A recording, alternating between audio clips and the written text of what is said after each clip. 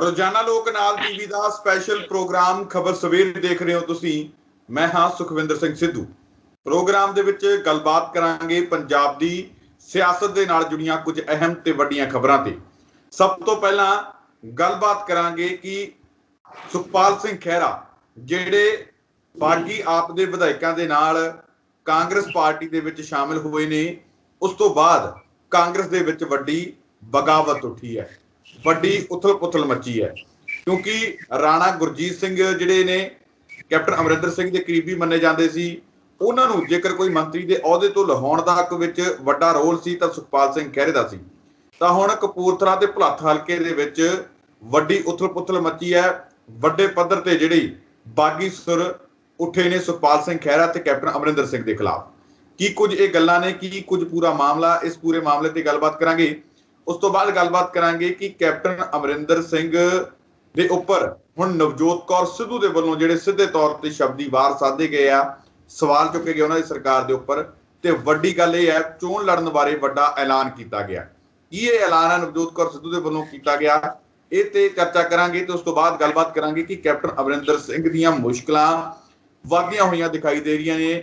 Captain Amarinder Singh ਤੋਂ ਅਸਤੀਫਾ ਮੰਗਿਆ ਗਿਆ, ਕਿਹਨੇ ਅਸਤੀਫਾ ਮੰਗਿਆ ਤੇ ਕਿਉਂ ਮੰਗਿਆ, ਇਸ ਪੂਰੀ ਖਬਰ ਤੇ ਹੋਰ ਤਮਾਮ ਖਬਰਾਂ ਦੇ ਉੱਪਰ ਗੱਲਬਾਤ ਕਰਾਂਗੇ। ਤੇ ਗੱਲਬਾਤ ਲਈ ਮੇਰੇ ਨਾਲ ਮੌਜੂਦ ਰਹਿਣਗੇ ਰਾਜਨੀਤਿਕ ਮਾਹਰ ਦੇ ਤੌਰ ਤੇ ਡਾਕਟਰ ਭੀਮਿੰਦਰ ਸਿੰਘ ਜੀ। ਸਭ ਤੋਂ ਪਹਿਲਾਂ ਉਹਨਾਂ ਦਾ ਸਵਾਗਤ ਕਰਦੇ ਹਾਂ। ਡਾਕਟਰ ਸਾਹਿਬ, ਸਵਾਗਤ ਹੈ ਪ੍ਰੋਗਰਾਮ ਵਿੱਚ। ਬਹੁਤ ਬਹੁਤ ਸ਼ੁਕਰੀਆ, ਧੰਨਵਾਦ ਸੁਖਵਿੰਦਰ ਜੀ। ਡਾਕਟਰ ਸਾਹਿਬ, ਕਿਵੇਂ ਦੇਖਦੇ ਹੋ? ਸਭ ਤੋਂ ਪਹਿਲੀ ਖਬਰ ਆਪਾਂ ਇਹ ਤੇ ਚਰਚਾ ਕਰੀਏ ਸੁਖਪਾਲ ਸਿੰਘ ਖਹਿਰਾ ਵਾਲੀ ਤੇ। ਸੁਖਪਾਲ ਸਿੰਘ ਖਹਿਰਾ ਦੀਆਂ ਜਿਹੜੀਆਂ ਬੇਸ਼ੱਕ ਇੱਧਰ ਆ ਗਏ ਨੇ, ਕਾਂਗਰਸ ਦੇ ਵਿੱਚ ਆ ਗਏ ਹੋਣ। ਕੈਪਟਨ ਅਮਰਿੰਦਰ ਸਿੰਘ ਬੇਸ਼ੱਕ ਕਹਿੰਦੇ ਹੋਣ ਕਿ ਮੇਰੀ ਬੜੀ ਵੱਡੀ ਪ੍ਰਾਪਤੀ ਹੈ, ਮੈਂ 3 MLA ਖਿੱਚ ਰਿਹਾ ਆਪਦੇ ਵੱਲ, ਹਾਈ ਕਮਾਨ ਦੇ ਅੱਗੇ ਕਹਿੰਦੇ ਹੋਣ। ਪਰ ਅਸਲੀਅਤ ਇਹ ਹੈ ਕਿ ਕਾਂਗਰਸ ਦੇ ਅੰਦਰ ਹੁਣ ਸੁਖਪਾਲ ਖਹਿਰਾ ਦੀ ਐਂਟਰੀ ਦੇ ਨਾਲ ਹੀ ਵੱਡੀ ਉਥਲ ਪੁਥਲ ਮੱਚੀ ਹੈ। ਕਿਵੇਂ ਦੇਖਦੇ ਹੋ ਇਸ ਖਬਰ ਨੂੰ ਤੇ ਕੀ ਕੁਝ ਕਹਿੰਦੇ ਨੇ ਜਿਹੜੇ ਸਿਆਸੀ ਸੂਤਰ ਜਿਹੜੇ ਸੁਖਪਾਲ ਖਹਿਰਾ ਦੀ ਕਾਂਗਰਸ ਦੇ ਵਿੱਚ ਐਂਟਰੀ ਤੋਂ ਬਾਅਦ? ਸੁਖਵਿੰਦਰ ਜੀ, ਜਦੋਂ ਤੋਂ ਸੁਖਪਾਲ ਸਿੰਘ ਖਹਿਰਾ ਹੋਰੀ ਕਾਂਗਰਸ 'ਚ ਸ਼ਾਮਲ ਹੋਏ ਨੇ, ਉਦੋਂ ਤੋਂ ਲੈ ਕੇ ਅੱਜ ਤੱਕ ਤੁਸੀਂ ਦੇਖਿਆ ਹੋਵੇਗਾ, ਮੈਨੂੰ ਲੱਗਦਾ ਕਿ ਕੋਈ ਪੰਜਾਬ ਦਾ ਬੱਚਾ ਐਸਾ ਨਹੀਂ ਹੋਏਗਾ ਜਿਨ੍ਹਾਂ ਨੇ ਸੁਖਪਾਲ ਸਿੰਘ ਖਹਿਰਾ ਨੂੰ ਇਸ ਗੱਲ ਦੇ ਉੱਤੇ ਲਾਹਨਤਾਂ ਨਾ ਪਾਈਆਂ ਹੋਣ ਕਿ ਉਹਨਾਂ ਨੇ ਬਹੁਤ ਗਲਤ ਡਿਸੀਜਨ ਲੈ ਲਿਆ। ਇੱਕ ਕਿਸਮ ਦਾ ਉਹਨਾਂ ਨੇ ਆਪਣੇ ਆਪ ਨੂੰ ਜਿਹੜਾ ਹੈਗਾ ਸਿਆਸੀ ਤੌਰ ਤੇ ਨੈਤਿਕ ਤੌਰ ਤੇ ਸੁਸਾਈਡ ਉਹਨਾਂ ਦਾ ਕਰ ਲਿਆ ਆਪਣੇ ਆਪ ਨੂੰ। ਸੋ ਇਸ ਕਰਕੇ ਮੈਨੂੰ ਲੱਗਦਾ ਹੈ ਕਿ ਸੁਖਪਾਲ ਸਿੰਘ ਖਹਿਰਾ ਜਿਹੜੇ ਨੇ, ਜਿੱਥੇ ਇੱਕ ਪਾਸੇ ਤੁਸੀਂ ਕਹਿ ਰਹੇ ਹੋ ਕਿ 3 ਜਿਹੜੇ ਨੇ ਵਿਧਾਇਕ ਉਹ ਸ਼ਾਮਲ ਹੋਏ ਨੇ ਕਾਂਗਰਸ ਦੇ ਵਿੱਚ, ਇਹਦੇ ਨਾਲ ਕੀ ਹੋਏਗਾ ਕਿ ਘੱਟੋ ਘੱਟ 3 ਜਦੋਂ ਤੁਸੀਂ ਸ਼ਾਮਲ ਕਰ ਲਿਆ, 30 ਨਾਰਾਜ਼ ਵੀ ਕਰ ਲਏ ਕੈਪਟਨ ਸਾਹਿਬ ਨੇ, ਤਾਂ ਇਹਦੇ ਨਾਲ ਪੰਜਾਬ ਦੀ ਕਾਂਗਰਸ ਦੇ ਵਿੱਚ ਖਾਸ ਤੌਰ ਤੇ ਭੁਲੱਥ ਏਰੀਏ ਦੇ ਵਿੱਚ ਜਾਂ ਦੁਆਬੇ ਦੇ ਵਿੱਚ ਇੱਕ ਕਿਸਮ ਦਾ ਭੁਚਾਲ ਆ ਗਿਆ। ਔਰ ਉਹਦਾ ਵੱਡਾ ਕਾਰਨ ਇਹ ਹੈ ਕਿ ਜਦੋਂ ਤੁਸੀਂ ਬਾਹਰਲਾ ਬੰਦਾ ਜਿਹੜਾ ਹੈਗਾ ਤੁਸੀਂ ਲਿਆ ਕੇ ਉਹਨਾਂ ਦੇ ਸਿਰ ਤੇ ਬਿਠਾਓਗੇ ਕਾਂਗਰਸੀਆਂ ਦੇ, ਤਾਂ ਲਾਜ਼ਮੀ ਤੌਰ ਤੇ ਲੋਕਾਂ ਦਾ ਜਿਹੜਾ ਹੈਗਾ ਕਾਂਗਰਸੀਆਂ ਦਾ ਭੜਕਣਾ ਜ਼ਰੂਰੀ ਹੈ। ਸੋ ਇਸ ਕਰਕੇ ਰਾਣਾ ਗੁਰਜੀਤ ਸਿੰਘ ਹੋਰੀ, ਚਾਹੇ ਭੁਲੱਥ ਦੇ ਜਿਹੜੇ ਇੰਚਾਰਜ ਹੋਣ, ਇਸ ਵੇਲੇ ਹਲਕਾ ਇੰਚਾਰਜ ਹੋਣ, ਉਹਨਾਂ ਦਾ ਤੁਸੀਂ ਬਿਆਨ ਸੁਣ ਲਓ। ਸੋ ਲਗਾਤਾਰ ਇਹਨਾਂ ਲੋਕਾਂ ਨੇ ਜਿਹੜਾ ਹੈਗਾ ਵਿਰੋਧ ਕਰਨ ਦੀ ਕੋਸ਼ਿਸ਼ ਕੀਤੀ ਹੈ। ਆਉਣ ਵਾਲੇ ਸਮੇਂ ਦੇ ਵਿੱਚ ਬੇਸ਼ੱਕ ਇਸ ਵੇਲੇ ਰਾਣਾ ਗੁਰਜੀਤ ਹੋਰੀ ਜਿਹੜੇ ਨੇ ਚੁੱਪ ਨੇ, ਪਰ ਅੰਦਰ ਖਾਤੇ ਉਹਨਾਂ ਦੀ ਕੋਸ਼ਿਸ਼ ਇਹੀ ਹੈ ਕਿ ਇਸ ਸਾਰੀ ਕਾਰਵਾਈ ਦਾ ਵਿਰੋਧ ਕੀਤਾ ਜਾਵੇ।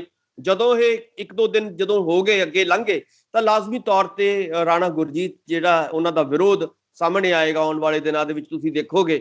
ਸੋ ਕੱਲੇ ਰਾਣੇ ਗੁਰਜੀਤ ਦੀ ਗੱਲ ਨਹੀਂ ਹੈ, ਜਿੰਨੇ ਵੀ ਉਸ ਇਲਾਕੇ ਦੇ ਵਿੱਚ ਕਾਂਗਰਸ ਦੇ ਜਿਹੜੇ ਨੇ ਨੁਮਾਇੰਦੇ ਨੇ ਜਾਂ ਕਾਂਗਰਸ ਦੇ ਵਲੰਟੀਅਰ ਸਾਹਿਬਾਨ ਨੇ, ਉਹਨਾਂ ਦੇ ਵਿੱਚ ਇੱਕ ਰੋਸ ਦੀ ਲਹਿਰ ਜਿਹੜੀ ਹੈਗੀ ਹੈ ਪਾਈ ਜਾ ਰਹੀ ਹੈ। ਪਿਛਲੇ ਦਿਨਾਂ ਦੇ ਵਿੱਚ ਭੁਲੱਥ ਦੇ ਜਿਹੜੇ ਹਲਕਾ ਇੰਚਾਰਜ ਨੇ, ਜਦੋਂ ਇਹ ਕਿਹਾ ਸੀਗਾ ਕਿ ਤੁਸੀਂ ਇੱਥੋਂ ਚੋਣ ਲੜ ਕੇ ਦਿਖਾਇਓ, ਚੈਲੰਜ ਉਹਨਾਂ ਨੂੰ ਕੀਤਾ ਸੀਗਾ ਕਿ ਤੁਸੀਂ ਦੇਖਦੇ ਆ ਕਿ ਕਿਵੇਂ ਚੋਣ ਲੜਦੇ ਹੋ, ਕਿਵੇਂ ਤੁਹਾਨੂੰ ਲੋਕ ਜਿਹੜੇ ਨੇ ਉਹ ਚਾਹੁੰਦੇ ਨੇ ਔਰ ਲੋਕ ਤੁਹਾਨੂੰ ਵੋਟ ਪਾਉਣਗੇ। ਇਸ ਤਰ੍ਹਾਂ ਦੀਆਂ ਗੱਲਾਂ ਅਕਸਰ ਜਿਹੜੀਆਂ ਨੇ ਆਪਾਂ ਨੂੰ ਸੁਣਨ ਵਿੱਚ ਮਿਲੀਆਂ ਸੀਗੀਆਂ ਉਸ ਵੇਲੇ, ਜਦੋਂ ਹਾਲਾਂਕਿ ਉਦੋਂ ਤਾਂ ਖਹਿਰਾ ਸਾਹਿਬ ਹਜੇ ਆਏ ਵੀ ਨਹੀਂ ਸੀਗੇ ਕਾਂਗਰਸ ਦੇ ਵਿੱਚ। ਸੋ ਇਸ ਕਰਕੇ ਇੱਕ ਵਿਰੋਧ ਲਗਾਤਾਰ ਵੱਧ ਰਿਹਾ ਹੈ ਔਰ ਜਿਉਂ-ਜਿਉਂ ਇਹ ਸਮਾਂ ਬੀਤੇਗਾ ਤਿਉਂ-ਤਿਉਂ ਖਹਿਰਾ ਸਾਹਿਬ ਦਾ ਵਿਰੋਧ ਕੱਲੇ ਭੁਲੱਥ ਵਿੱਚ ਨਹੀਂ, ਪੂਰੇ ਦੁਆਬੇ ਦੇ ਵਿੱਚ ਹੌਲੀ-ਹੌਲੀ ਮੈਨੂੰ ਲੱਗਦਾ ਕਿ ਇਸ ਵੇਲੇ ਦਾ ਪੂਰੀ ਦੁਨੀਆ ਦੇ ਵਿੱਚ ਜਿੱਥੇ ਵੀ ਪੰਜਾਬੀ ਵੱਸਦੇ ਨੇ ਉੱਥੇ ਖਹਿਰਾ ਸਾਹਿਬ ਦਾ ਵਿਰੋਧ ਲਗਾਤਾਰ ਵੱਧ ਰਿਹਾ ਹੈ। ਔਰ ਜਿਸ ਕਿਸਮ ਦੀਆਂ ਲਾਹਨਤਾਂ ਮੈਨੂੰ ਲੱਗਦਾ ਹੈ ਕਿ ਖਹਿਰਾ ਸਾਹਿਬ ਨੂੰ ਪਾਈਆਂ ਜਾ ਰਹੀਆਂ ਨੇ ਫੇਸਬੁੱਕ ਦੇ ਉੱਤੇ, ਚਾਹੇ ਇੰਸਟਾਗ੍ਰਾਮ ਦੇ ਉੱਤੇ ਜਾਂ ਹੋਰ ਇਸ ਤਰ੍ਹਾਂ ਦੇ ਸਾਧਨਾਂ ਦੇ ਰਾਹੀਂ, ਤਾਂ ਮੈਂ ਕਦੇ ਵੀ ਨਹੀਂ ਦੇਖਿਆ ਕਿ ਕਿਸੇ ਵੀ ਲੀਡਰ ਨੂੰ ਇਸ ਕਿਸਮ ਦੀਆਂ ਲਾਹਨਤਾਂ ਜਿਹੜੀਆਂ ਨੇ ਅੱਜ ਤੱਕ ਪਈਆਂ ਹੋਣ। ਸੋ ਖਹਿਰਾ ਸਾਹਿਬ ਨੇ ਆਪਣੇ ਆਪ ਦਾ, ਜਿਵੇਂ ਮੈਂ ਪਹਿਲਾਂ ਕਿਹਾ ਕਿ ਆਪਣੇ ਆਪ ਦਾ ਜਿਹੜਾ ਸੁਸਾਈਡ ਉਹਨਾਂ ਨੇ ਕੀਤਾ ਹੈ, ਸੋ ਇਹ ਸੁਸਾਈਡ ਜਿਹੜਾ ਹੈਗਾ ਉਹਨਾਂ ਨੂੰ ਭੁਗਤਣਾ ਪਏਗਾ। ਇਹਦਾ ਨਤੀਜਾ ਆਉਣ ਵਾਲੇ ਦਿਨਾਂ ਦੇ ਵਿੱਚ ਕੀ ਲੱਗਦਾ ਹੈ ਕਿ ਜਿੱਥੇ ਇੱਕ ਪਾਸੇ ਲਾਹਨਤਾਂ ਪੈ ਰਹੀਆਂ ਨੇ ਸੁਖਪਾਲ ਸਿੰਘ ਖਹਿਰਾ ਨੂੰ, ਜਿਵੇਂ ਤੁਸੀਂ ਕਿਹਾ, ਤਾਂ ਦੂਜੇ ਪਾਸੇ ਕੈਪਟਨ ਅਮਰਿੰਦਰ ਸਿੰਘ ਦੀ ਪਾਰਟੀ ਦੇ ਅੰਦਰ ਵੀ ਇਸ ਡਿਸੀਜਨ ਦੇ ਨਾਲ ਖਿਲਾਫਤ ਹੋਈ ਹੈ, ਤਾਂ ਇਹ ਤਾਂ ਨੁਕਸਾਨ ਇਹਨਾਂ ਦੋਵਾਂ ਨੂੰ ਹੈ ਹੀ ਹੈ। ਪਰ ਜੇਕਰ ਸੁਖਪਾਲ ਸਿੰਘ ਖਹਿਰਾ ਨੂੰ ਕੈਪਟਨ ਅਮਰਿੰਦਰ ਸਿੰਘ ਜਾਂ ਕਾਂਗਰਸ ਹਾਈ ਕਮਾਨ 2022 ਦੇ ਵਿੱਚ ਟਿਕਟ ਦੇ ਕੇ ਨਵਾਜਦੀ ਹੈ ਭੁਲੱਥ ਤੋਂ, ਤਾਂ ਜਦੋਂ ਸੁਖਪਾਲ ਸਿੰਘ ਖਹਿਰਾ 2017 ਦੇ ਵਿੱਚ ਛੱਡ ਕੇ ਗਏ ਸੀ ਪਾਰਟੀ, ਤਾਂ ਕਾਂਗਰਸੀ ਜਿਹੜੇ ਨਾਰਾਜ਼ ਹੋ ਗਏ ਸੀ ਤੇ ਉਹ ਜਾ ਕੇ ਜੁੜ ਗਏ ਸੀ ਰਾਣਾ ਗੁਰਜੀਤ ਸਿੰਘ ਦੇ ਨਾਲ। ਤਾਂ ਹੁਣ ਉਹਨਾਂ ਨੇ ਆਪਣਾ ਪਿਛਲੇ 4-5 ਸਾਲਾਂ ਦੇ ਵਿੱਚ ਉੱਥੇ ਵੱਡਾ ਕੇਡਰ ਬਣਾਇਆ। ਤਾਂ ਸੁਖਪਾਲ ਸਿੰਘ ਖਹਿਰਾ ਦੀ ਜਦੋਂ ਐਂਟਰੀ ਹੋਏਗੀ ਤਾਂ 2022 ਦੇ ਵਿੱਚ ਜਦੋਂ ਕਾਂਗਰਸ ਦੇ ਵੱਲੋਂ ਚੋਣ ਲੜਨਗੇ, ਤਾਂ ਬਹੁਤ ਵੱਡਾ ਵੋਟ ਬੈਂਕ ਉੱਥੇ ਰਾਣਾ ਗੁਰਜੀਤ ਦਾ ਵੀ ਹੈ। ਕੀ ਲੱਗਦਾ ਹੈ ਕਿ ਰਾਣਾ ਗੁਰਜੀਤ ਜਿਹੜੇ ਹੈ ਇਹਨਾਂ ਨੂੰ ਸੁਖਪਾਲ ਸਿੰਘ ਖਹਿਰਾ ਦੇ ਉੱਥੇ ਪੈਰ ਲੱਗਣ ਦੇਣਗੇ? ਕਿਉਂਕਿ ਜਿਹੜੇ ਆਪ ਦੇ ਵੋਟਰ ਸੀ, ਯਕੀਨਨ ਹੈ ਕਿ ਉਹ ਸੁਖਪਾਲ ਖਹਿਰਾ ਨੂੰ ਵੋਟ ਨਹੀਂ ਪਾਉਣਗੇ, ਤੇ ਜਿਹੜੇ ਕਾਂਗਰਸ ਦੇ ਵੋਟਰ ਨੇ ਉਹ ਫਿਰ ਵੱਟ ਜਾਣਗੇ, ਕੁਝ ਸੁਖਪਾਲ ਸਿੰਘ ਖਹਿਰਾ ਦੇ ਨਾਲ ਹੋਣਗੇ ਤੇ ਕੁਝ ਰਾਣਾ ਗੁਰਜੀਤ ਦੇ ਨਾਲ।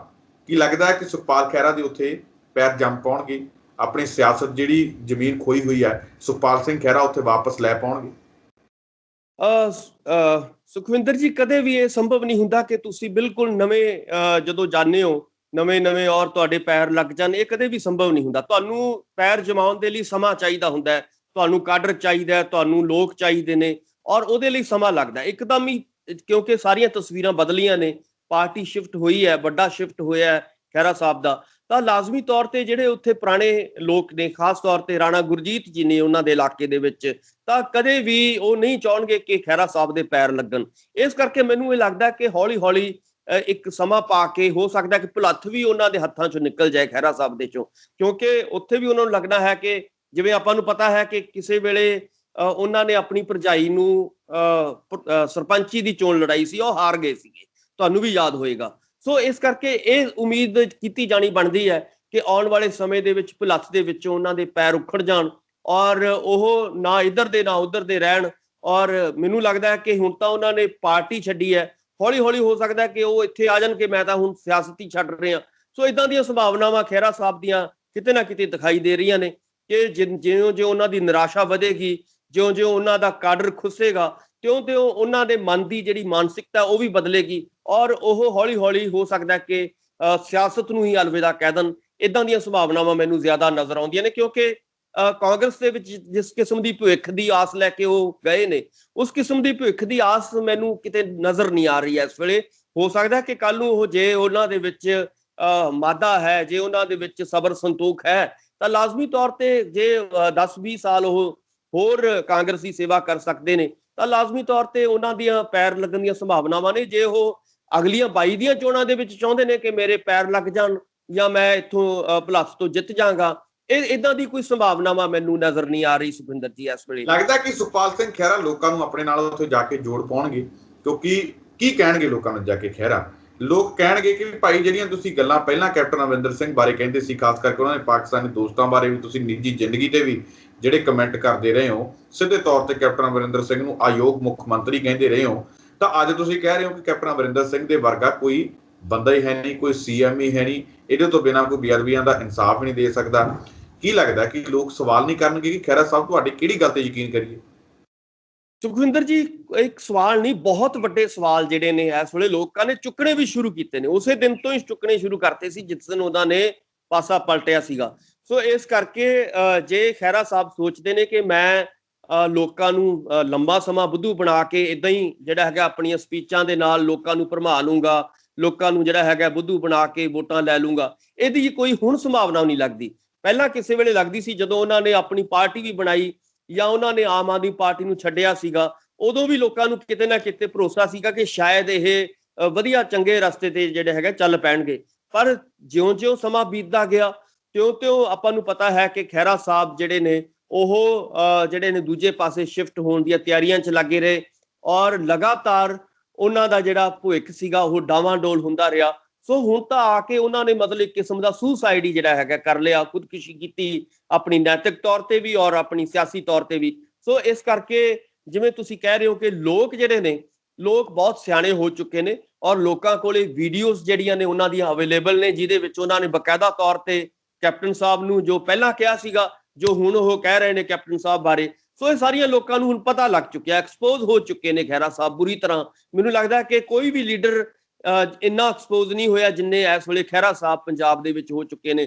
ਸੋ ਲੋਕਾਂ ਨੂੰ ਜ਼ਿਆਦਾ ਦੇਰ ਲਈ ਬੁੱਧੂ ਬਣਾ ਲੈਣਾ, ਇਹ ਕੋਈ ਬਹੁਤ ਹੀ ਮੈਨੂੰ ਲੱਗਦਾ ਹੈ ਕਿ ਹੁਣ ਚੱਲਣਾ ਨਹੀਂ ਅਗਲੇ ਦਿਨਾਂ ਦੇ ਵਿੱਚ। ਦਾ ਪੇਚ ਜਿਹੜਾ ਵੀ ਸੁਖਪਾਲ ਖਹਿਰਾ ਹੋਰੀ ਲੋਕਾਂ ਨਾਲ ਖੇਡਣ ਦੀ ਕੋਸ਼ਿਸ਼ ਕਰਨਗੇ, ਹੁਣ ਉਹ ਐਕਸਪੋਜ਼ ਹੋ ਚੁੱਕੇ ਨੇ। ਮੈਨੂੰ ਲੱਗਦਾ ਕਿ ਹੁਣ ਉਹਨਾਂ ਦੇ ਆਖਰੀ ਸਮਾਂ ਸਿਆਸਤ ਦਾ ਹੈ, ਇਸ ਤੋਂ ਬਾਅਦ ਉਹਨਾਂ ਨੇ ਸਿਆਸਤ ਸ਼ਾਇਦ ਉਹ ਛੱਡ ਹੀ ਜਾਣ। ਜੀ ਸੁਖਵਿੰਦਰ ਜੀ, ਬਿਲਕੁਲ। ਤਾਂ ਅਗਲੀ ਖਬਰ ਦੀ ਗੱਲਬਾਤ ਕਰੀਏ। ਨਵਜੋਤ ਕੌਰ ਸਿੱਧੂ ਦੇ ਵੱਲੋਂ ਕੈਪਟਨ ਅਮਰਿੰਦਰ ਸਿੰਘ ਦੀ ਸਰਕਾਰ ਦੇ ਉੱਪਰ ਸਿੱਧੇ ਤੌਰ ਤੇ ਸ਼ਬਦੀ ਵਾਰ ਕੀਤੇ ਗਿਆ, ਖਾਸ ਕਰਕੇ ਉਹਨਾਂ ਦੇ ਵੱਲੋਂ ਚੋਣ ਨਾ ਲੜਨ ਦੇ ਬਾਰੇ ਵੀ ਵੱਡਾ ਐਲਾਨ ਕੀਤਾ ਗਿਆ। ਕੀ ਇਹ ਐਲਾਨ ਅਤੇ ਕੀ ਨਵਜੋਤ ਕੌਰ ਸਿੱਧੂ ਕੈਪਟਨ ਅਮਰਿੰਦਰ ਸਿੰਘ ਬਾਰੇ ਕਹਿੰਦੇ?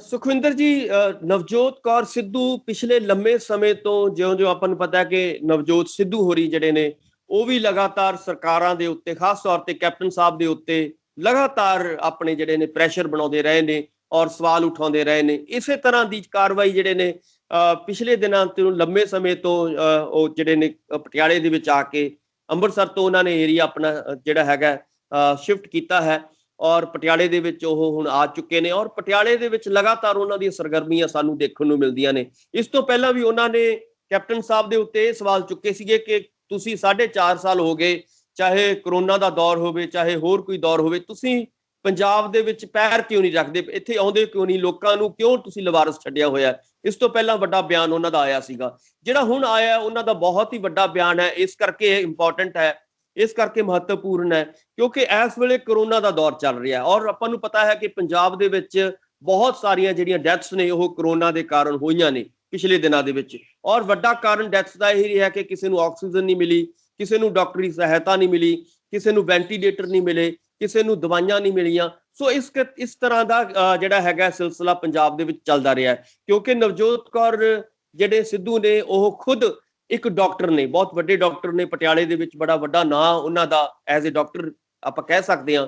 ਔਰ ਉਹਨਾਂ ਨੇ ਇਸੇ ਤਰ੍ਹਾਂ ਦੇ ਸਵਾਲ ਜਿਹੜੇ ਨੇ ਇਸ ਵੇਲੇ ਕੈਪਟਨ ਸਰਕਾਰ ਦੇ ਉੱਤੇ ਚੁੱਕੇ ਨੇ ਕਿ ਜੇ ਤੁਹਾਨੂੰ ਵੈਂਟੀਲੇਟਰ ਤੁਹਾਨੂੰ ਆਏ ਸੀ ਬਾਹਰੋਂ, ਤਾਂ ਜੇ ਤੁਹਾਡੇ ਕੋਲੇ ਡਾਕਟਰ ਹੀ ਨਹੀਂ ਹੈਗੇ ਇਹਨਾਂ ਵੈਂਟੀਲੇਟਰਸ ਨੂੰ ਸਮਝਣ ਵਾਲੇ, ਇਹਨਾਂ ਨੂੰ ਚਲਾਉਣ ਵਾਲੇ, ਤਾਂ ਤੁਸੀਂ ਜਿਹੜਾ ਹੈਗਾ ਡਾਕਟਰਾਂ ਦੇ ਉੱਤੇ ਡਾਕਟਰਾਂ ਦੀ ਭਰਤੀ ਕਿਉਂ ਨਹੀਂ ਕਰ ਰਹੇ, ਡਾਕਟਰਾਂ ਦੇ ਉੱਤੇ ਭਰੋਸਾ ਕਿਉਂ ਨਹੀਂ ਕਰ ਰਹੇ, ਡਾਕਟਰਾਂ ਨੂੰ ਚੰਗੀਆਂ ਤਨਖਾਹਾਂ ਕਿਉਂ ਨਹੀਂ ਦੇ ਰਹੇ, ਡਾਕਟਰਾਂ ਨੂੰ ਕਿਉਂ ਨਹੀਂ ਹਸਪਤਾਲਾਂ ਦੇ ਵਿੱਚ ਲਿਆ ਰਹੇ।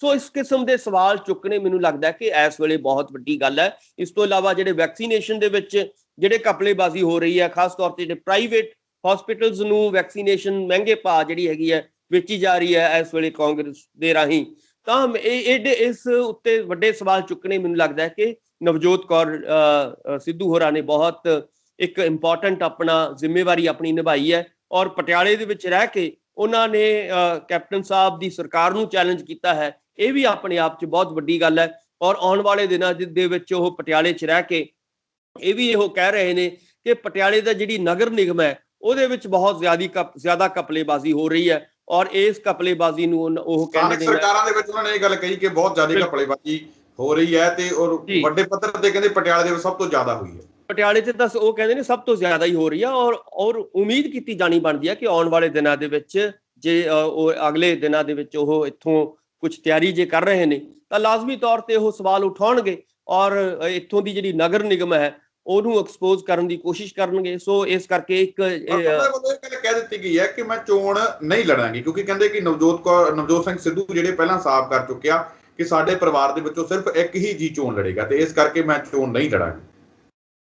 ਸੁਖਵਿੰਦਰ ਜੀ ਦੇਖੋ, ਪਿਛਲੇ ਦਿਨਾਂ 'ਚ ਨਵਜੋਤ ਕੌਰ ਸਿੱਧੂ ਹੋਰਾਂ ਦਾ ਇੱਕ ਵੱਡਾ ਬਿਆਨ ਇਹ ਵੀ ਆਇਆ ਸੀਗਾ ਕਿ ਪਿਛਲੇ ਦਿਨਾਂ ਦੇ ਵਿੱਚ ਨਵਜੋਤ ਸਿੱਧੂ ਹੋਰੀ ਕਾਫੀ ਬਿਮਾਰ ਰਹੇ ਨੇ, ਕਾਫੀ ਸੀਰੀਅਸ ਉਹਨਾਂ ਨੂੰ ਬਿਮਾਰੀਆਂ ਰਹੀਆਂ ਨੇ ਔਰ ਉਹਨਾਂ ਦਾ ਇਲਾਜ ਚੱਲਦਾ ਰਿਹਾ ਹੈ। ਇਸ ਕਰਕੇ ਹਾਂ, ਤੁਸੀਂ ਦੇਖਿਆ ਹੋਵੇਗਾ ਕਿ ਲਗਾਤਾਰ ਨਵਜੋਤ ਸਿੱਧੂ ਹੋਰਾਂ ਦਾ ਜਿਹੜਾ ਹੈਗਾ ਸੀਗਾ ਗੈਰ ਹਾਜ਼ਰ ਰਹਿਣਾ, ਇਹ ਕਈ ਵਾਰੀ ਲੋਕ ਜਿਹੜੇ ਸੀ ਕਾਂਗਰਸ ਦੇ ਉਹਨਾਂ ਨੇ ਸਵਾਲ ਵੀ ਚੁੱਕੇ ਸੀ ਪਿਛਲੇ ਦਿਨਾਂ ਦੇ ਵਿੱਚ। ਪਰ ਆਪਾਂ ਨੂੰ ਲੱਗਦਾ ਹੈ ਕਿ ਜੇਕਰ ਤੁਹਾਡੀ ਸਿਹਤ ਸਹੀ ਨਹੀਂ ਹੈ ਤਾਂ ਤੁਸੀਂ ਸਿਆਸਤ ਵੀ ਜਿਹੜੀ ਹੈਗੀ ਹੈ ਬਹੁਤ ਵਧੀਆ ਤਰੀਕੇ ਨਾਲ ਨਹੀਂ ਕਰ ਸਕਦੇ। ਸੋ ਇਸ ਕਰਕੇ ਸਿਹਤ ਨਾ ਠੀਕ ਹੋਣ ਕਰਕੇ ਔਰ ਜਿਹੜੀ ਇਹ ਗੱਲ ਕਹਿਣੀ ਕਿ ਇੱਕੋ ਹੀ ਬੰਦਾ ਸਾਡਾ ਜਿਹੜਾ ਹੈਗਾ ਪਰਿਵਾਰ ਦੇ ਵਿੱਚ ਇਲੈਕਸ਼ਨ ਲੜੇਗਾ, ਇਹ ਵੱਡੀ ਗੱਲ ਹੈ। ਕੋਈ ਐਸੀ ਗੱਲ ਨਹੀਂ ਹੈ ਕਿ ਆਉਣ ਵਾਲੇ ਦਿਨਾਂ ਦੇ ਵਿੱਚੋਂ ਜੇ ਦੋਨਾਂ ਦੇ ਵਿੱਚੋਂ ਜਿਹੜਾ ਵੀ ਚੋਣ ਲੜੇਗਾ ਲੋਕ ਉਹਦੇ ਨਾਲ ਲੱਗਣਗੇ ਔਰ ਲੋਕ ਉਹਨਾਂ ਨੂੰ ਮੈਨੂੰ ਲੱਗਦਾ ਹੈ ਕਿ ਜਿੱਤ ਕੇ ਜਿਹੜਾ ਹੈਗਾ ਭੇਜਣਗੇ। ਸੋ ਇਸ ਕਰਕੇ ਦੋਵੇਂ ਜਿਹੜੇ ਜੀ ਨੇ, ਦੋਵੇਂ ਫੈਮਿਲੀ ਮੈਂਬਰ ਨੇ, ਉਹ ਆਪਣੇ ਆਪਣੇ ਤਰੀਕੇ ਦੇ ਨਾਲ ਸੇਵਾ ਕਰ ਰਹੇ ਨੇ ਲੋਕਾਂ ਦੀ ਔਰ ਲੋਕਾਂ 'ਚ ਜਾ ਰਹੇ ਨੇ।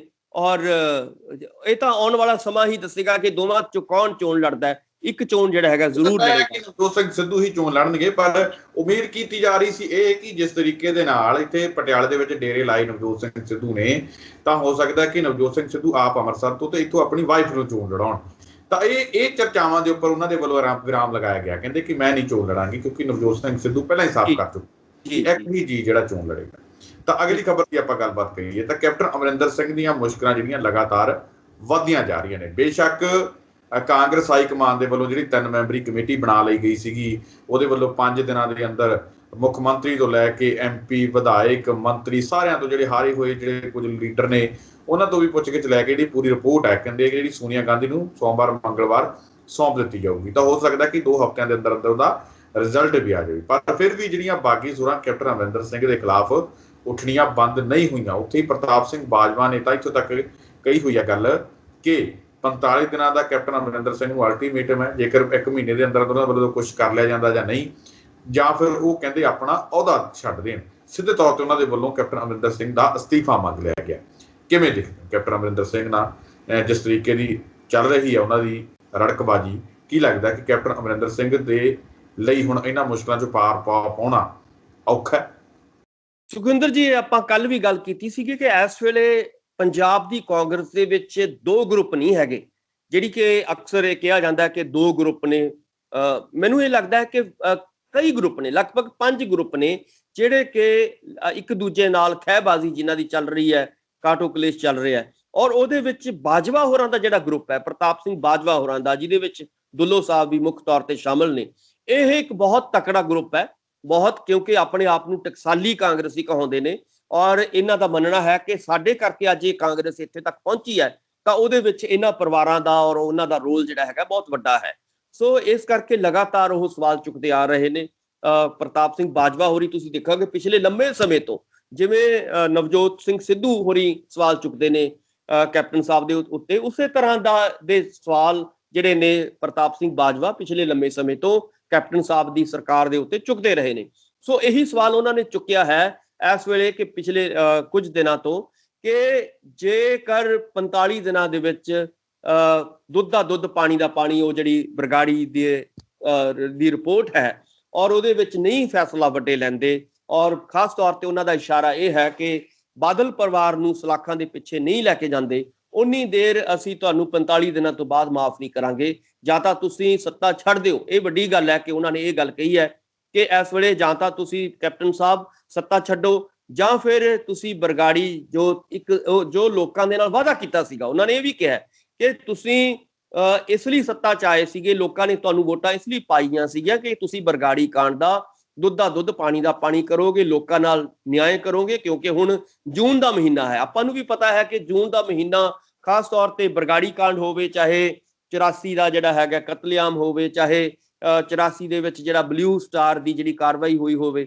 ਸੋ ਇਸ ਕਰਕੇ ਲੋਕਾਂ ਦੇ ਦਿਲਾਂ ਦੇ ਵਿੱਚ ਇਹ 84 ਦਾ ਇਹ ਮਹੀਨਾ ਹੁੰਦਾ ਹੈ, ਇਹ ਜਿਹੜਾ ਜੂਨ ਦਾ ਮਹੀਨਾ ਹੁੰਦਾ ਹੈ। ਇਸ ਕਰਕੇ ਪੁਰਾਣੀਆਂ ਯਾਦਾਂ ਜਿਹੜੀਆਂ ਨੇ ਉਹ ਤਾਜ਼ਾ ਕੀਤੀਆਂ ਜਾਂਦੀਆਂ ਨੇ, ਉਹਨਾਂ ਦੇ ਲਈ ਜਿਹੜੇ ਹੈਗੇ ਅਖੰਡ ਪਾਠ ਸਾਹਿਬ ਕਰਵਾਏ ਜਾਂਦੇ ਨੇ, ਤੇ ਉਹ ਸਾਰੀਆਂ ਚੀਜ਼ਾਂ ਜਿਹੜੀਆਂ ਨੇ ਇਸ ਜੂਨ ਦੇ ਮਹੀਨੇ ਵਿੱਚ ਆਉਂਦੀਆਂ ਨੇ। ਸੋ ਜੂਨ ਦੇ ਮਹੀਨੇ ਦੇ ਵਿੱਚ ਉਹਨਾਂ ਨੇ ਕਿਹਾ ਕਿ 45 ਦਿਨ, ਉਹਨਾਂ ਨੇ ਪਿਛਲੇ ਦਿਨਾਂ ਦੇ ਵਿੱਚ ਕਿਹਾ ਸੀਗਾ ਕਿ ਭਾਈ ਇਹਦਾ ਤੁਸੀਂ ਨਿਬੇੜਾ ਕਰੋ, ਇਸ ਨੂੰ ਤੁਸੀਂ ਨਿਆਂ ਜਿਹੜਾ ਹੈਗਾ ਇਹ ਨਹੀਂ ਚੱਲਣਾ ਕਿ ਜੇ ਹਾਈ ਕੋਰਟ ਨੇ ਕਹਿਤਾ ਕਿ ਰੱਦ ਹੋਗੀ ਤਾਂ ਰੱਦ ਹੋਗੀ, ਜਾਂ ਤਾਂ ਤੁਸੀਂ ਪਹਿਲਾਂ ਸੁਪਰੀਮ ਕੋਰਟ 'ਚ ਕਿਉਂ ਨਹੀਂ ਗਏ, ਇਹ ਵੀ ਮਸਲਾ ਵੱਡਾ ਹੈ ਇਸ ਵੇਲੇ ਕੈਪਟਨ ਸਾਹਿਬ ਦੇ ਸਾਹਮਣੇ। ਉਹਨਾਂ ਨੇ ਕਿਹਾ ਸੀਗਾ ਕਿ ਅਸੀਂ ਸੁਪਰੀਮ ਕੋਰਟ 'ਚ ਰਿਟ ਕਰਾਂਗੇ। ਸੋ ਦੂਸਰੇ ਪਾਸੇ ਉਹਨਾਂ ਨੇ ਕਿਹਾ ਕਿ ਜੇ ਤੁਸੀਂ ਨਵੀਂ ਸਿੱਟ ਵੀ ਬਣਾਈ ਹੈ ਤਾਂ ਇਹਦੇ ਵਿੱਚ ਅਸੀਂ ਤੁਹਾਨੂੰ ਪੁਰਾਣੀ ਜਿਹੜੇ ਹੈਗੇ 45 ਦਿਨ ਦਿੰਨੇ ਆ, ਜੇ 45 ਦਿਨ ਦੇ ਵਿੱਚ ਜਿਹੜਾ ਹੈਗਾ ਦੁੱਧ ਦਾ ਦੁੱਧ ਪਾਣੀ ਨਾ ਹੋਇਆ ਤਾਂ ਲਾਜ਼ਮੀ ਤੌਰ ਤੇ ਅਸੀਂ ਜਿਹੜਾ ਹੈਗਾ ਵੱਡਾ ਸੰਘਰਸ਼ ਕਰਾਂਗੇ, ਔਰ ਇਹਦੇ ਲਈ ਤੁਸੀਂ ਜੇ ਖਮਿਆਜੇ ਨੇ ਤੁਹਾਨੂੰ ਭੁਗਤਣੇ ਪੈ ਸਕਦੇ ਨੇ।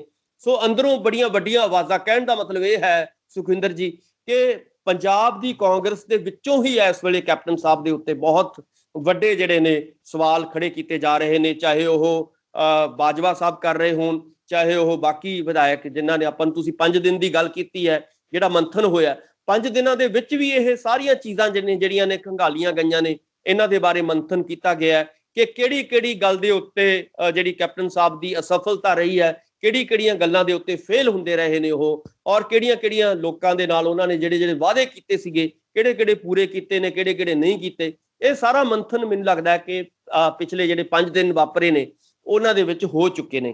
ਸੋ ਇਸ ਕਰਕੇ ਆਉਣ ਵਾਲੇ ਦਿਨਾਂ ਦੇ ਵਿੱਚ ਇਹ ਜਿਹੜੇ ਭਾਂਬੜ ਨੇ ਹੋਰ ਜ਼ਿਆਦਾ ਤੇਜ਼ ਹੋਣਗੇ, ਔਰ ਹੋਰ ਬਹੁਤ ਵੱਡੇ ਸਵਾਲ ਜਿਹੜੇ ਨੇ ਕੈਪਟਨ ਸਾਹਿਬ ਦੇ ਉੱਤੇ ਨੂੰ ਪੁੱਛੇ ਜਾਣਗੇ ਉਹਨਾਂ ਨੂੰ। ਸੋ ਆਉਣ ਵਾਲੇ ਦਿਨ ਜਿਹੜੇ ਨੇ ਕੈਪਟਨ ਸਾਹਿਬ ਲਈ ਕੋਈ ਚੰਗੇ ਦਿਨ ਨਹੀਂ ਆਪਾਂ ਕਹਿ ਸਕਦੇ, ਕਾਫੀ ਸਮੱਸਿਆਵਾਂ ਭਰਪੂਰ ਜਿਹੜੇ ਨੇ ਉਹ ਦਿਨ ਹੋਣਗੇ। ਸੋ ਇਸ ਕਰਕੇ ਮੈਨੂੰ ਇਹ ਲੱਗ ਰਿਹਾ ਹੈ ਕਿ ਇਸ ਵੇਲੇ ਜੋ ਪ੍ਰਤਾਪ ਸਿੰਘ ਬਾਜਵਾ ਨੇ ਸਵਾਲ ਉਠਾਏ ਨੇ, ਇਹ ਇੱਕ ਬੁਨਿਆਦੀ ਸਵਾਲ ਹੈ। ਇਹ ਪੰਜਾਬ ਦੇ ਲੋਕ ਜਿਹੜੇ ਨੇ ਇਸ ਵੇਲੇ, ਪੰਜਾਬ ਦੇ ਜਿਹੜੇ ਸਿੱਖ ਨੇ, ਜਿੱਥੇ ਵੀ ਦੁਨੀਆ ਦੇ ਵਿੱਚ ਵਸਦੇ ਸਿੱਖ ਨੇ, ਉਹ ਇਸ ਵੇਲੇ ਚਾਹੁੰਦੇ ਨੇ ਕਿ ਜੋ ਬਰਗਾੜੀ ਕਾਂਡ ਵਾਪਰਿਆ ਸੀਗਾ ਉਹਦਾ ਜਿਹੜਾ ਹੈਗਾ ਲੋਕਾਂ ਨੂੰ ਨਿਆਂ ਮਿਲੇ, ਔਰ ਜਿਹੜੇ ਬੱਚੇ ਸਾਡੇ ਨੌਜਵਾਨ ਜਿਹੜੇ ਸ਼ਹੀਦ ਹੋਏ ਸੀਗੇ ਉਹਨਾਂ ਨੂੰ ਵੀ ਨਿਆਂ ਮਿਲੇ, ਔਰ ਬਾਕੀ ਸਾਰਾ ਜਿਹੜਾ ਹੈਗਾ ਦੁੱਧ ਦਾ ਦੁੱਧ ਪਾਣੀ ਦਾ ਪਾਣੀ ਕੈਪਟਨ ਸਰਕਾਰ ਦੇ ਰਾਹੀਂ। ਕੀ ਲੱਗਦਾ ਜੇਕਰ ਵਾਕਈ ਹੀ ਜਿਹੜਾ ਪ੍ਰਤਾਪ ਸਿੰਘ ਬਾਜਵਾ ਹੋਰਾਂ ਦੇ ਵੱਲੋਂ ਟਾਈਮ ਦਿੱਤਾ ਗਿਆ, ਜੇ ਉਸ ਰਹਿੰਦੇ ਟਾਈਮ ਦੇ ਵਿੱਚ ਵਾਅਦੇ ਪੂਰੇ ਨਹੀਂ ਕਰਦੇ ਕੈਪਟਨ ਅਮਰਿੰਦਰ ਸਿੰਘ, ਕੀ ਲੱਗਦਾ ਕਿ ਮਜਬੂਰ ਹੋਣਾ ਪਊਗਾ ਕੈਪਟਨ ਅਮਰਿੰਦਰ ਸਿੰਘ ਨੂੰ ਅਸਤੀਫਾ ਦੇਣ ਲਈ, ਜਾਂ ਫਿਰ ਜਿਹੜੇ ਇਹ ਅਲਟੀਮੇਟਮ ਹੈ ਪ੍ਰਤਾਪ ਸਿੰਘ ਬਾਜਵਾ ਦਾ ਫਿਰ ਜਾਂ ਹੀ ਰਹਿ ਜਾਏਗਾ? ਦੇਖੋ, ਜਿੱਥੋਂ ਤੱਕ ਅਸਤੀਫੇ ਦਾ ਸੰਬੰਧ ਹੈ ਉਹ ਤਾਂ ਹੈ ਕਿ ਕਿਉਂਕਿ ਉੱਪਰ ਹਾਈ ਕਮਾਂਡ ਦੇ ਉੱਤੇ ਡਿਪੈਂਡ ਕਰੇਗਾ ਕਿ ਹਾਈ ਕਮਾਂਡ ਕੀ ਚਾਹੁੰਦੀ ਹੈ ਇਸ ਵੇਲੇ। ਹਾਈ ਕਮਾਂਡ ਮੈਨੂੰ ਲੱਗਦਾ ਕਿ 22 ਤੱਕ ਟਰਮ ਦੇ ਵਿੱਚ ਤਾਂ ਅਸਤੀਫਾ ਸ਼ਾਇਦ ਨਹੀਂ ਲਏਗੀ। ਬਿਲਕੁਲ ਹੋ ਸਕਦਾ ਕਿ ਹਾਈ ਕਮਾਂਡ 22 ਤੱਕ ਇਹਨਾਂ ਨੂੰ ਖਿੱਚ ਕੇ ਲੈ ਕੇ ਜਾਣਾ ਚਾਹਵੇ ਕਿ ਕਿਵੇਂ ਨਾ ਕਿਵੇਂ ਜਿਹੜੇ 5-7 ਮਹੀਨੇ ਰਹਿ ਗਏ ਨੇ ਕਿ ਇਸ ਕੈਪਟਨ ਸਾਹਿਬ ਨੂੰ ਹੀ ਜਿਹੜਾ ਹੈਗਾ ਵਾਗਡੋਰ ਸੰਭਾਲੀ ਜਾਵੇ ਔਰ ਕੋਈ ਵੱਡੀ ਫੇਰ ਬਦਲ ਨਾ ਕੀਤੀ ਜਾਵੇ। ਪਰ ਕੈਪਟਨ ਸਾਹਿਬ ਦੀਆਂ ਜਿਹੜੀਆਂ ਸਮੱਸਿਆਵਾਂ ਨੇ ਇਹਨਾਂ 5-7 ਮਹੀਨਿਆਂ ਦੇ ਵਿੱਚ ਕਾਫੀ ਵਧਣ ਦੀਆਂ ਸੰਭਾਵਨਾਵਾਂ ਨੇ। ਇੰਨਾ ਸੌਖਾ ਨਹੀਂ ਹੋਏਗਾ ਕਿ ਉਹ ਅਗਲੇ ਜਿਹੜੇ 6-7 ਮਹੀਨੇ ਨੇ ਉਹ ਸਹੀ ਤਰੀਕੇ ਦੇ ਨਾਲ ਆਪਣੀ ਕਾਰਜਸ਼ੈਲੀ ਦੇ ਰਾਹੀਂ ਜਿਹੜਾ ਹੈਗਾ ਰਾਜ ਸੱਤਾ ਹੰਢਾ ਸਕਣ। ਸੋ ਇਸ ਕਰਕੇ ਕਾਫੀ ਆਪਾਂ ਕਹਿ ਸਕਦੇ ਹਾਂ ਕਿ ਆਉਣ ਵਾਲੇ ਦਿਨਾਂ ਦੇ ਵਿੱਚ ਇਕੱਲੇ ਪ੍ਰਤਾਪ ਸਿੰਘ ਬਾਜਵਾ ਨਹੀਂ, ਹੋਰ ਬਹੁਤ ਸਾਰੇ ਜਿਹੜੇ ਨੇ ਵਿਧਾਇਕ ਜਾਂ ਵਲੰਟੀਅਰ ਜਾਂ ਹੋਰ ਵੱਡੇ ਜਿਹੜੇ ਲੀਡਰ ਨੇ ਕਾਂਗਰਸ ਦੇ, ਬੁਨਿਆਦੀ ਸਵਾਲ ਚੁੱਕਣ ਦੀਆਂ ਸੰਭਾਵਨਾਵਾਂ ਉਹਨਾਂ ਵੱਲੋਂ ਵੀ ਹੋ ਸਕਦੀਆਂ ਨੇ ਆਉਣ ਵਾਲੇ ਦਿਨਾਂ ਦੇ ਵਿੱਚ। ਸੁਖਵਿੰਦਰ ਜੀ ਤਾਂ ਡਾਕਟਰ ਸਾਹਿਬ ਜੀ ਤੁਹਾਡਾ ਬਹੁਤ ਬਹੁਤ ਧੰਨਵਾਦ ਜੀ, ਤੁਸੀਂ ਸਾਡੇ ਨਾਲ ਇਸ ਪ੍ਰੋਗਰਾਮ ਵਿੱਚ ਜੁੜੇ। ਬਹੁਤ ਬਹੁਤ ਮਿਹਰਬਾਨੀ, ਸ਼ੁਕਰੀਆ, ਧੰਨਵਾਦ। ਤਾਂ ਇਹ ਸਨ ਡਾਕਟਰ ਭੀਮਿੰਦਰ ਸਿੰਘ ਜੀ, ਜਿਨ੍ਹਾਂ ਦੇ ਵੱਲੋਂ ਇਹਨਾਂ ਤਮਾਮ ਖਬਰਾਂ ਦੇ ਉੱਪਰ ਸਾਡੇ ਨਾਲ ਗੱਲਬਾਤ ਕੀਤੀ ਗਈ, ਵਿਚਾਰ ਚਰਚਾ ਕੀਤੀ ਗਈ। ਉਮੀਦ ਕਰਦੇ ਹਾਂ ਕਿ ਡਾਕਟਰ ਸਾਹਿਬ ਹੋਰਾਂ ਦੇ ਵਿਚਾਰ ਤੁਹਾਨੂੰ ਜ਼ਰੂਰ ਪਸੰਦ ਆਏ ਹੋਣਗੇ। ਦੁਬਾਰਾ ਫਿਰ ਮਿਲਾਂਗੇ ਇਸ ਪ੍ਰੋਗਰਾਮ ਦੇ ਵਿੱਚ, ਤਦ ਤੱਕ ਲਈ ਦਿਓ ਇਜਾਜ਼ਤ, ਧੰਨਵਾਦ।